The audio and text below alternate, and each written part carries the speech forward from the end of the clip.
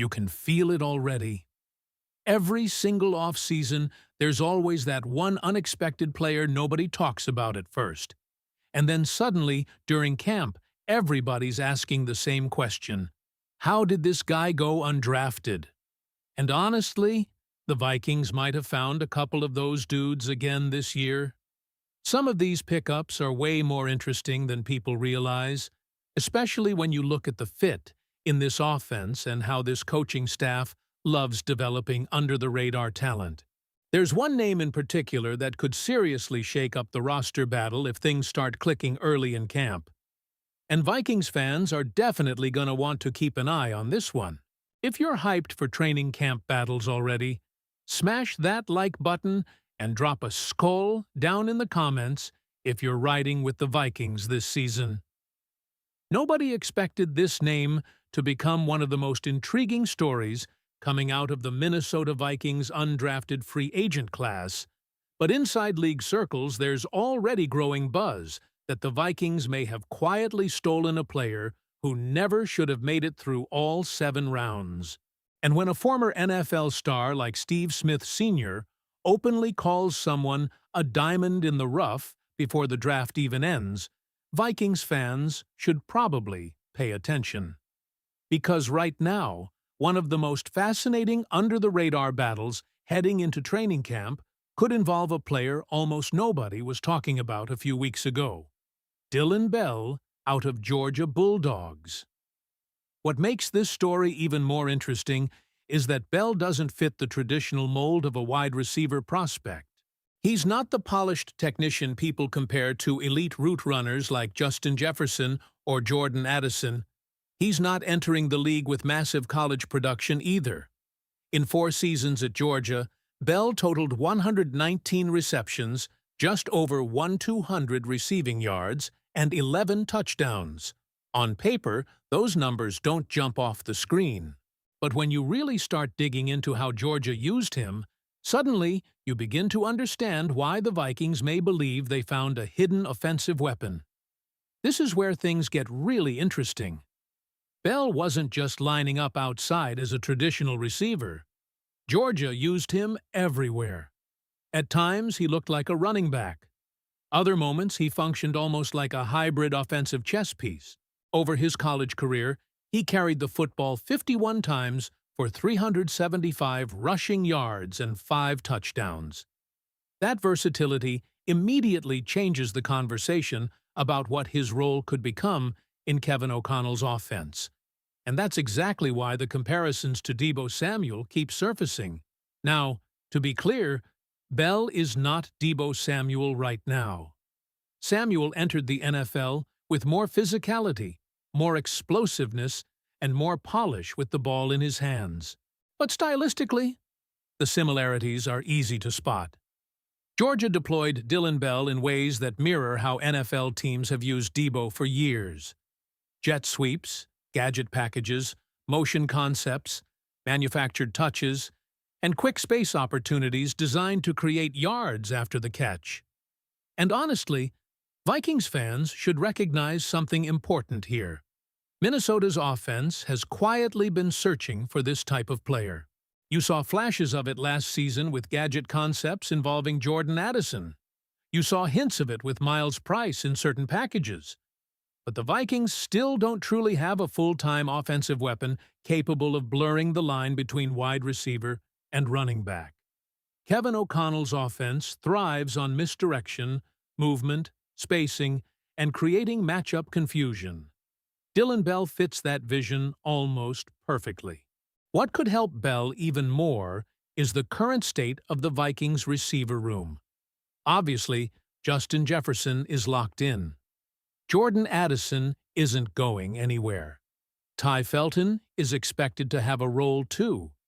But after that, the competition opens up fast. And if Minnesota decides not to bring in a veteran receiver like Keenan Allen, DeAndre Hopkins, or Jawan Jennings, then Bell suddenly has a very realistic path toward becoming WR5 on this roster. That possibility becomes even more believable when you look at the traits Bell already brings to the table. At a bigger frame, he's built more like a running back than a finesse receiver. he can contribute as a kick returner. Georgia trusted him in that role. He's also considered a strong crackback blocker, which is something coaches absolutely notice during camp battles. When teams evaluate the bottom of the roster, versatility matters more than pure talent alone. If Bell can block, return kicks, run gadget packages, and contribute on special teams, he instantly becomes much more valuable than a receiver who only runs routes. And then there's the one detail Vikings fans shouldn't ignore. Kevin O'Connell could have a lot of fun scheming touches for him. Jet sweeps, motion plays, quick screens, backfield alignments, fake orbit motions, manufactured touches near the red zone. Bell's skill set opens an entirely different layer of creativity for the offense. Even if he only gets a handful of touches per game, those are exactly the kinds of players defensive coordinators hate preparing for because they force adjustments before the snap. Now, there are reasons he went undrafted. The hands are inconsistent. Drops were an issue, especially in 2024. His route tree still needs development. He's not viewed as an elite separator, and that's ultimately why NFL teams hesitated. But here's what makes this such a compelling Vikings storyline. Minnesota doesn't necessarily need him to become a traditional receiver. They just need him to become dangerous. And sometimes, those are the players who surprise everyone once training camp begins. We've seen this organization develop overlooked talent before. Vikings history is filled with undrafted success stories. Adam Thielen became one of the greatest UDFA stories in NFL history. John Randall went from undrafted to Hall of Famer. Players like Anthony Harris and Matt Burke also carved out major NFL careers after entering the league with little hype. And now, Vikings fans are starting to wonder if Dillon Bell could become the next unexpected name to emerge from that tradition. The craziest part? We probably won't have to wait long to find out if the hype is real, because players like Bell usually start turning heads almost immediately in rookie minicamp.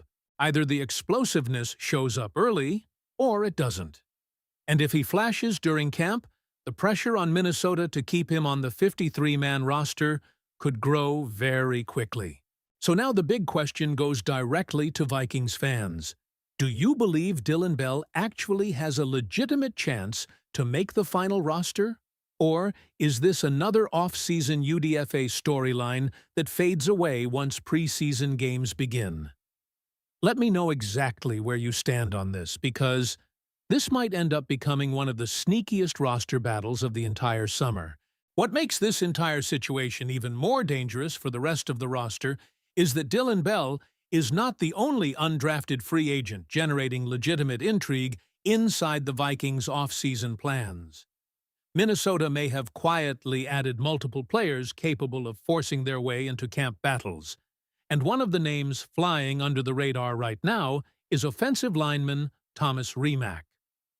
At first glance, fans may overlook him because offensive linemen rarely create excitement after the draft.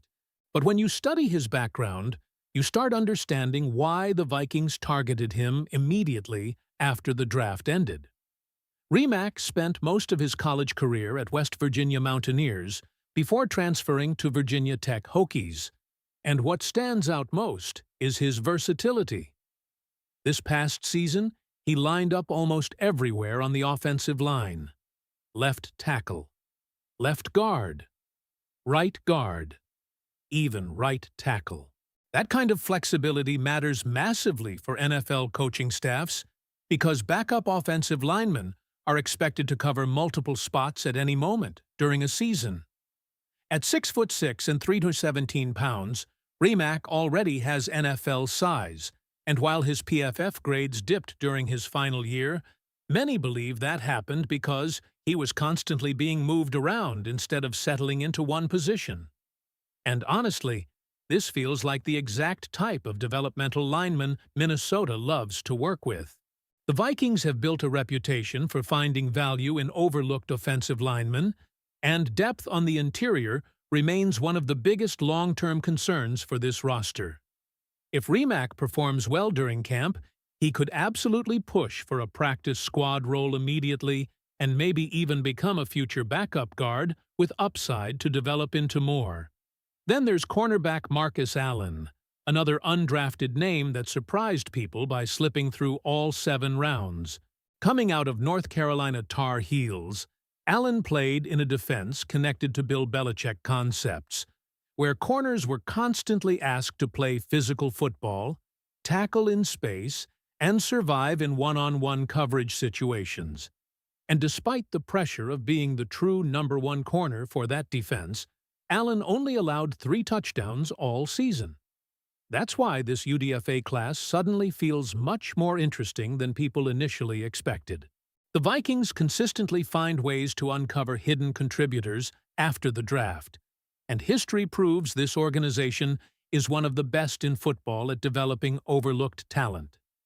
That's exactly why fans shouldn't dismiss these names before training camp even starts, because every single year, there's at least one player nobody saw coming. And this year, Dillon Bell might just be that guy. So now I want to hear from all the Vikings fans watching this. Which UDFA do you think has the best chance to make the final 53-man roster? Dillon Bell, Thomas Rimac, or Marcus Allen? Drop your prediction in the comments right now. And if you enjoyed this breakdown, make sure to like the video, subscribe to the channel, and turn on notifications so you never miss the latest Vikings news, rumors, and training camp battles as we get closer to the season. SKOL.